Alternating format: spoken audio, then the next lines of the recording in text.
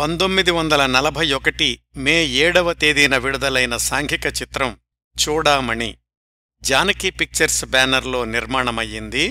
దర్శకుడు పి.కె. రాజా శాండో. ఆయన దర్శకత్వంలో రూపొందిన ఏకైక తెలుగు చిత్రం ఈ చూడామణి. సిఎస్ఆర్ గారు కథానాయకుడిగా నటించిన తొలి సాంఘిక చిత్రం కూడా ఇదే.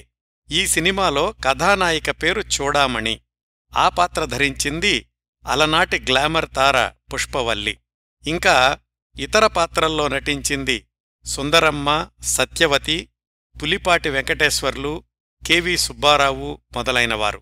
సంగీతం సమకూర్చింది వెంకట్రామన్. నటీనటులు ఎవరి పాటలు వారే పాడుకునే ఆ రోజుల్లో సిఎస్ఆర్, పుష్పవల్లి ఇద్దరూ కలిసి 2 యుగళగీతాలు పాడుకున్నారు, వాటిల్లో నటించారు.